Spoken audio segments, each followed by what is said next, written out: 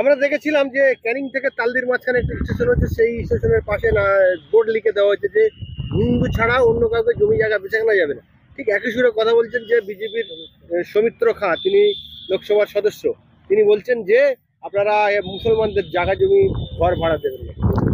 এ তো আমরা দেখেছি যে ব্যাপারটা হচ্ছে, আজকে কৌস্তব বাগচি, কখনো হচ্ছে আপনার অসীম সরকার এমএলএ, কখনো আপনার ওই শুভেন্দু অধিকারী, আপনার ওই ওদের সুকান্ত মজুমদার, বিজেপির নেতাদের মধ্যে প্রতিযোগিতা লেগে গেছে কে কত উগ্র সাম্প্রদায়িক, কে কত ভয়ঙ্কর ভাবে মুসলিম এবং ইসলামের বিরুদ্ধে বিদ্বেষ ছড়াতে পারে তার প্রতিযোগিতায়। ফলে প্রতিযোগিতা করতে গিয়ে কে কার বিরুদ্ধে আজকে টপকে যাওয়ার জন্য কে কি বলছে না বলছে, এদের কোনো লাইসেন্স নেই।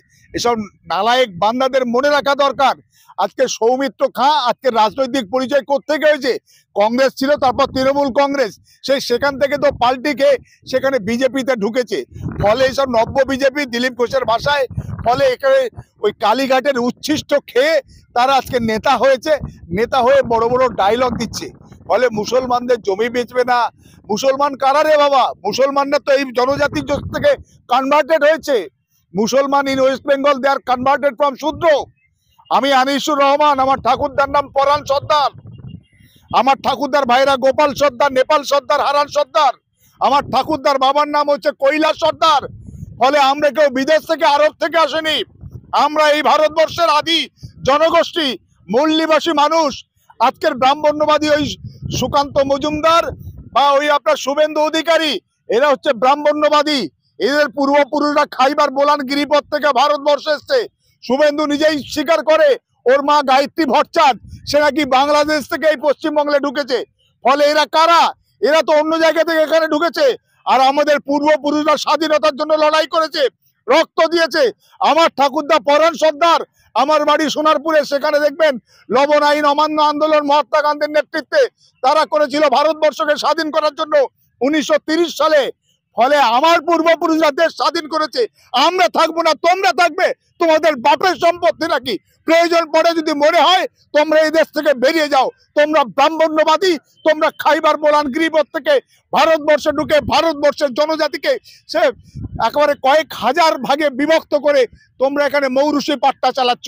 তাই সাম্প্রদায়িক জিগির আর সাম্প্রদায়িক হিংসা যদি করো, তাহলে কিন্তু বাংলার মানুষ একযোগে আমরা হিন্দু মুসলমান এই সাম্প্রদায়িক শক্তিকে উৎখাত করার জন্য আমরা ঐক্যবদ্ধ। এবং এর পরে যখন হবে প্রয়োজনে যে কোনো বার প্রশাসনের দায়িত্ব এই সমস্ত সাম্প্রদায়িক জিগির, সাম্প্রদায়িক হিংসা, সাম্প্রদায়িক উন্মাদনা তৈরির যে কোনো চেষ্টাকে কঠোর হাতে দমন করা। শুধু হয়তো রাজনৈতিক কারণে তারা হয়তো সেইভাবে দমন করতে পারছে না, বা আজকের বিভিন্ন জায়গায় হাইকোর্টে রক্ষা কবচ থাকার জন্য এরা পার পেয়ে যাচ্ছে, কিন্তু বাংলার মানুষের পরে 2026-এর পরে তেড়ে তেড়ে মারবে এবং সোজা করবে যে কিভাবে কথা বলতে হয়, কিভাবে আইন মেনে, সংবিধান মেনে কথা বলতে হয়, গণতন্ত্র মেনে কাজ করতে হয়, সেসব শেখাবে। এমএলএ হয়েছো, এমপি হয়েছো, আইন জানো না, সংবিধান জানো না, তোমরা যা খুশি তাই মুখে বলবে আর বাংলার মানুষ মেনে নেবে, এটা কখনো হতে পারে না।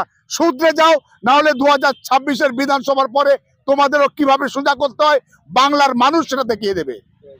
আমরা দেখেছি এই রাজ্যের মুখ্যমন্ত্রী মাননীয়া, তিনি আন্দোলন বন প্রতিবাদ করে ক্ষমতা এসছে, আসার পরে আজকে বর্তমানে তিনি বলছেন যে পশ্চিমবাংলায় কোনো বন বা কোনো আন্দোলন করতে পারবে না, বিরোধী সহ এই ওয়াকআপ নিয়েও বলছেন যে দিল্লিতে গিয়ে আন্দোলন করুন, এখানে করতে পারবে না। কি বলবেন?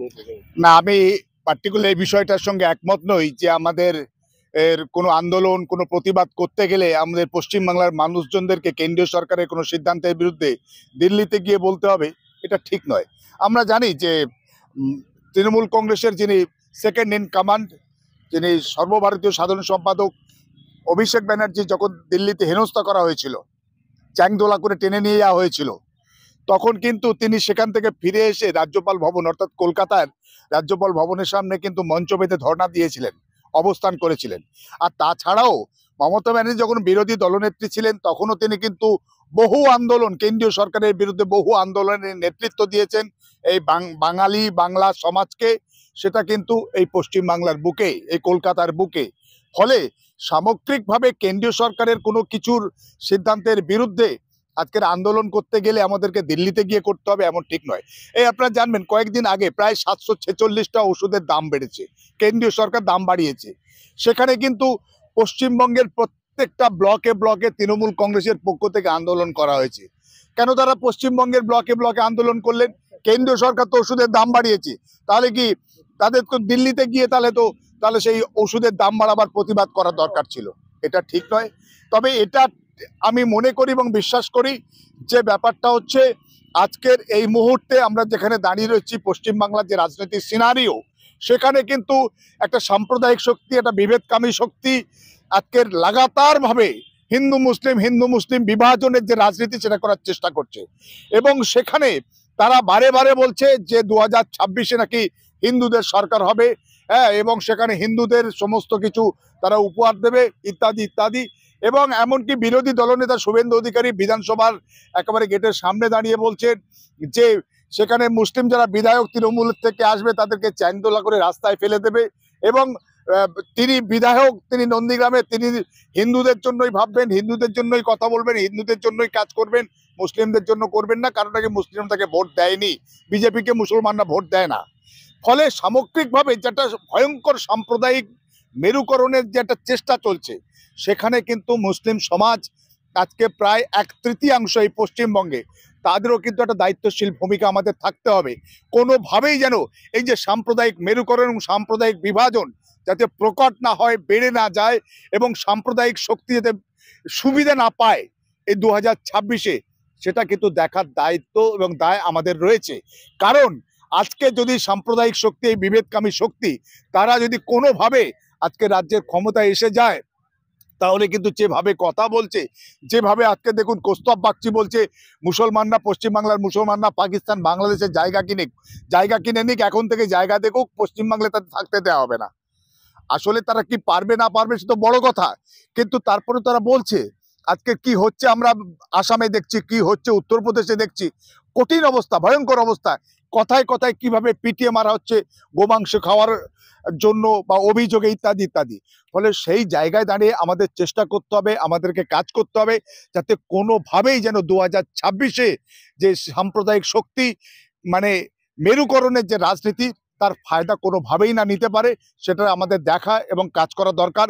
তবে এটুকু আবার বলবো যে অবশ্যই প্রত্যেকের আজকের মুসলিমদেরকে একেবারে ভয়ঙ্কর রূপে আহত করেছে এই কেন্দ্রীয় সরকারের কালা আইন, সংবিধান মানে ওয়াকফ সংশোধনী আইন। এই কালা আইনের বিরুদ্ধে মুসলিমদের আবেগটাকেও কিন্তু সম্মান জানাতে হবে, এবং তাদের প্রতিবাদের ভাষাটাকে, কণ্ঠটাকে রুদ্ধ করার চেষ্টা হলে মুসলিম সমাজও কিন্তু সেটা ভালোভাবে নেবে না। এটাও কিন্তু আমাদের মাথায় রাখতে হবে এবং সেইভাবে কথা বলতে হবে। আমরা যদি মুসলিম সমাজের সেন্টিমেন্টটাকেও আমাদের গুরুত্ব দিতে হবে, একইভাবে মুসলিম সমাজকেও দায়িত্ব নিতে হবে কোনোভাবে সাম্প্রদায়িক শক্তি তাদের যে মেরুকরণের রাজনীতি, তার জন্য ফায়দা কোনোভাবেই না নিতে পারে। মুখ্যমন্ত্রী বলছেন যে যদি পশ্চিমবাংলায় এই ওয়াকফ নিয়ে আন্দোলন কেউ করে, আমার থেকে খারাপ কেউ হবে না। তাহলে এটা যোগী আদিত্যনাথ সহ ভারতবর্ষের বিভিন্ন রাজ্যের যে মুখ্যমন্ত্রীর ভাষা, সেই ভাষার সঙ্গে এক প্রকার এক হয়ে যাচ্ছে না রাজ্যের মুখ্যমন্ত্রীর ভাষাটা? না, অবশ্যই তিনি তার রাজনৈতিক অবস্থান থেকেই হয়তো তিনি এটা বলেছেন যে ব্যাপারটা হচ্ছে যে আপনারা এখানে আন্দোলন করলে, বা হয়তো তিনি বলতে চেয়েছেন তাতে হয়তো এই মেরুকরণ যে রাজনীতি করছে তারা হয়তো ফায়দা পেয়ে যেতে, সুবিধা পেয়ে যেতে পারে, ফলে সেই জায়গা থেকে তিনি বিরোধিতা করছেন। তবে আমি সামগ্রিকভাবে বলবো যে মুখ্যমন্ত্রীর শব্দচয়ন, থ্রোয়িং অ্যাটিটিউড, এটা হয়তো তিনি যেভাবে বলেছেন এটা না বললেই বোধহয় ভালো হতো। এবং তার কেন তিনি আজকের এই ওয়াকফ সংশোধনী আইনের বিরুদ্ধে পশ্চিমবঙ্গে বা কলকাতায় আন্দোলন চান না, সেটা কিন্তু মুসলিম সমাজকে বিশেষভাবে আবেদন রাখা দরকার ছিল।